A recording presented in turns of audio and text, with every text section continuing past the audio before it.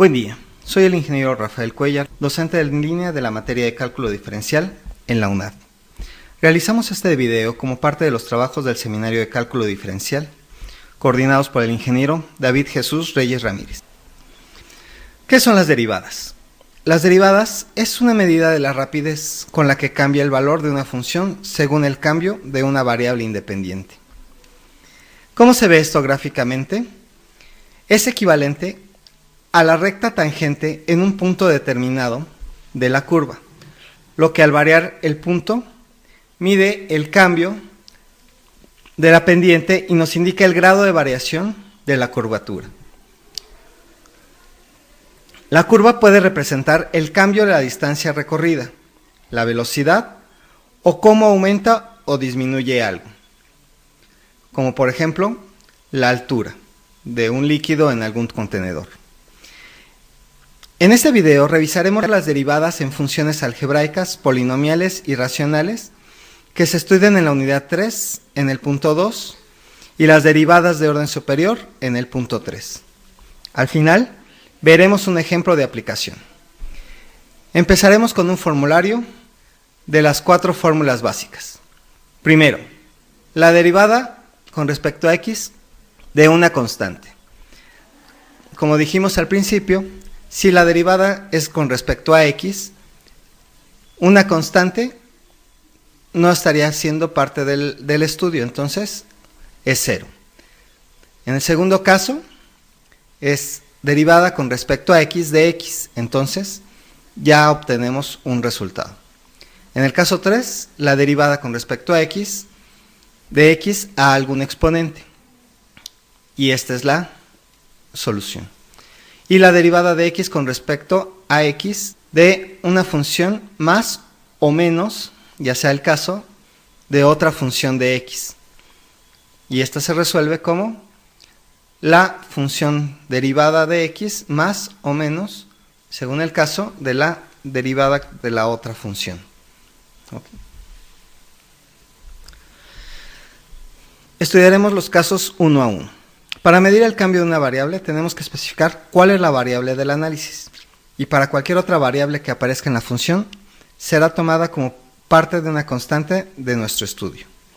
Es por eso que en el caso 1 tenemos la derivada de x con respecto a una constante.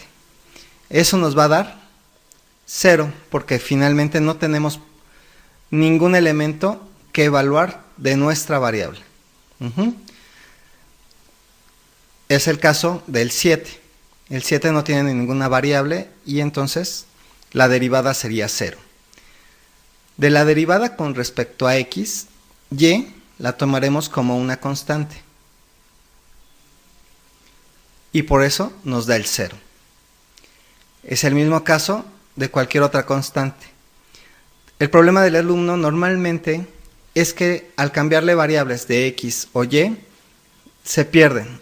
Cualquier otra variable que no sea esta variable, no será tomada como parte de lo que veremos en las siguientes fórmulas. También podemos escribir este d sobre dx como f de x o f' de x. Esta es la función original y esta es ya la función derivada. Este es el símil de esta. La función original es el 7 y la primera derivada de x sería 0. Para el caso 2 del formulario tenemos ahora que sí tenemos la derivada con respecto a x de x. Entonces, como si es una variable que estamos analizando, en este caso sería 1. ¿Por qué? Porque es únicamente la variable.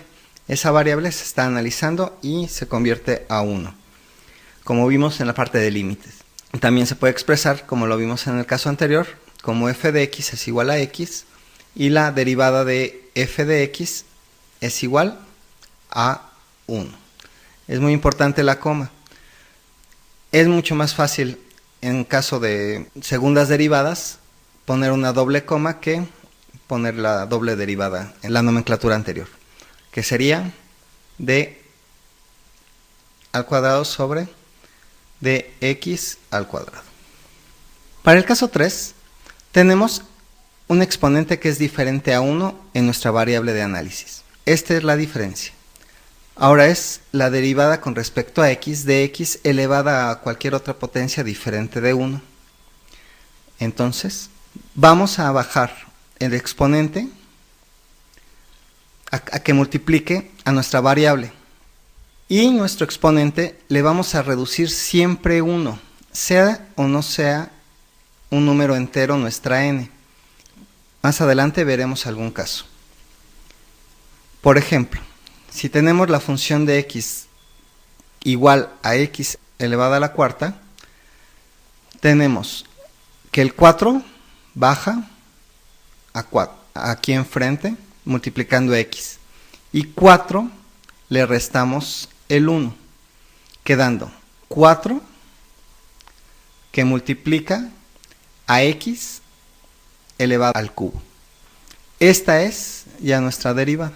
Este es muy importante ya que es el caso básico para el caso 4.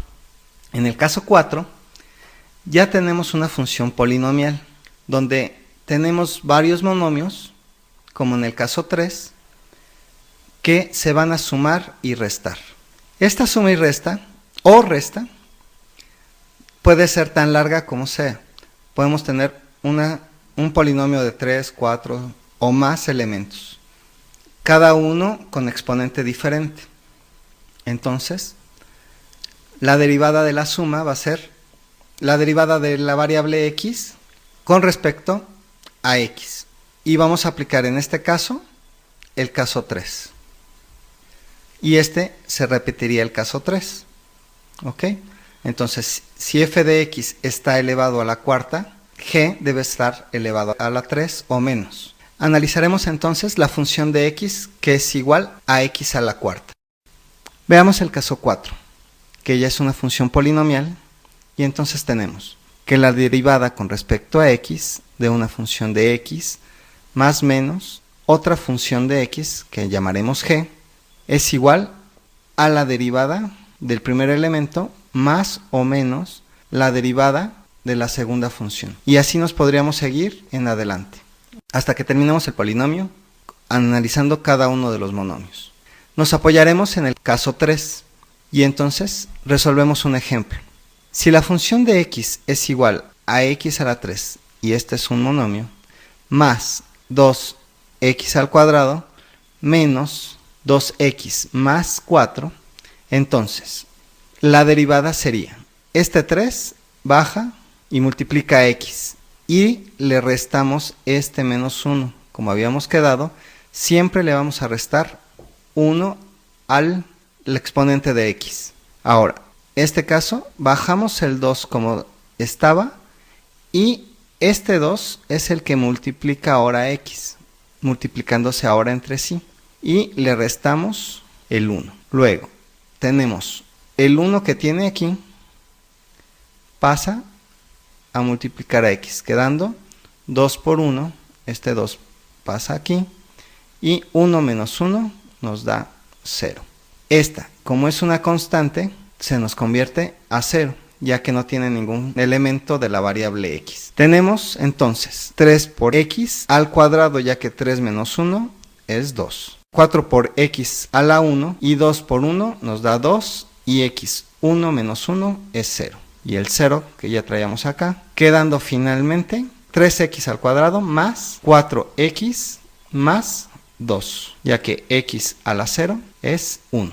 Otro ejemplo que nos hará recordar algunos truquitos matemáticos algebraicos es cuando aparece la raíz cuadrada. ¿Qué hacemos con la raíz cuadrada? Si recuerdan, x a la n con raíz cuadrada, bueno, en raíz mésima, entonces esto lo podemos convertir en x a la n, el exponente con el que tenía, queda en el numerador, y la m en el denominador, quedando la x a un exponente. Como lo vemos aquí, el 3 pasa al numerador, y la raíz, que aquí no la escribimos, pero tenemos un 2, pasa al denominador. Entonces tenemos x a la 3 medios más 2x al cuadrado menos 2x a la 1, porque aquí tenemos un 1, más 4. Nuevamente nos apoyamos en el caso 3 analizando este monomio por monomio, y entonces este 3 medios pasa a multiplicar a la x, y el 3 medios original del exponente le restamos 1.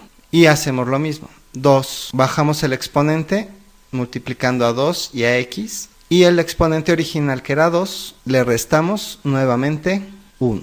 Y en este caso también derivamos y le restamos 1. Este que es constante pasa a ser 0, quedando finalmente 3 medios de x elevada a la 1 medio. 3 medios menos 2 medios nos queda 1 medio.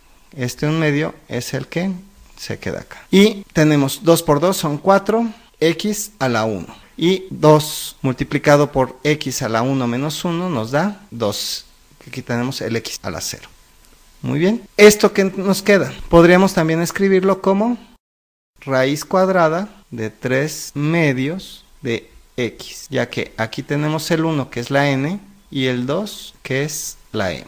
Bueno, una vez analizado estos 4 casos, pasamos a un caso práctico. Vamos a ver en física lo que podemos hacer. Veamos lo que sucede con un ciclista que recorre una ruta y se puede expresar en la función x, que es la distancia, es igual a 2 por t al cubo más 5t al cuadrado más t a la 1. Con esta fórmula podemos saber la posición del ciclista. Ahora, nos piden hallar la velocidad y la aceleración instantáneas del ciclista en el tiempo 1.5 segundos, cuando x está en metros y t en segundos. Debemos de saber que para calcular la velocidad en física es la derivada de x con respecto a t. Entonces, x es la distancia. Para poder expresar la función que tenemos aquí arriba, entonces es la derivada con respecto a t de 2t al cubo más 5t al cuadrado más t. Como vimos, lo que estamos derivando es a t. Es muy fácil que los alumnos, si les cambian a x, se pierden. Podemos usar cualquier literal para poder derivar. En este caso es t porque en física significa tiempo. Y nuestra función está con respecto a t. Dado esto, lo que nos interesa ahora es t, que como en los casos generales vimos como si fuera x. Ahora, para analizar el caso del ciclista, nos apoyamos en el caso 4 que vimos y recordando la ecuación original, tenemos que este 2 por t al cubo, este cubo se multiplica por este 2 y nos convierte este 6. El 3 menos 1 nos da el 2. El siguiente monomio, 5 por 2, nos da el 10 y 2 menos 1 nos da el 1. T, como es la razón del cambio, que es la derivada, es como si fuera t a la 0. Esta es nuestro comportamiento de la velocidad del ciclista. En este caso teníamos el comportamiento de la distancia. Ahora tenemos la velocidad. Nos pidieron que la evaluáramos en t al segundo y medio. Entonces, la t la sustituimos en la fórmula. Entonces, 6 por 1.5 al cuadrado más 10 por 1.5, porque nada más tenemos una t, más 1, nos queda 13.5 más 15 más 1. La suma nos da 29.5 metros sobre segundo, que son las unidades de la velocidad. Muy bien, ya supimos cuál era la velocidad en ese tiempo. Ahora obtenemos la segunda derivada.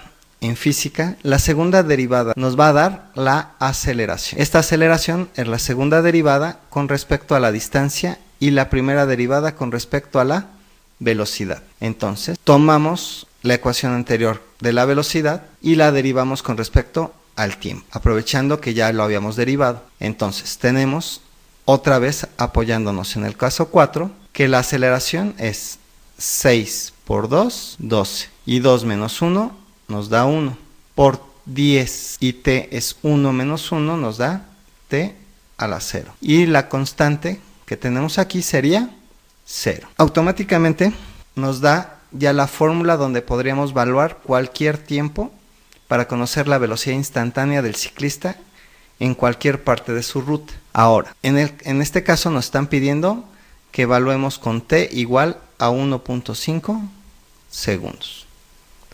Esto sustituimos a la única t que aún nos queda y nos da 12 por 1.5, nos da 18 y el 10 no tiene t, así que pasa directo.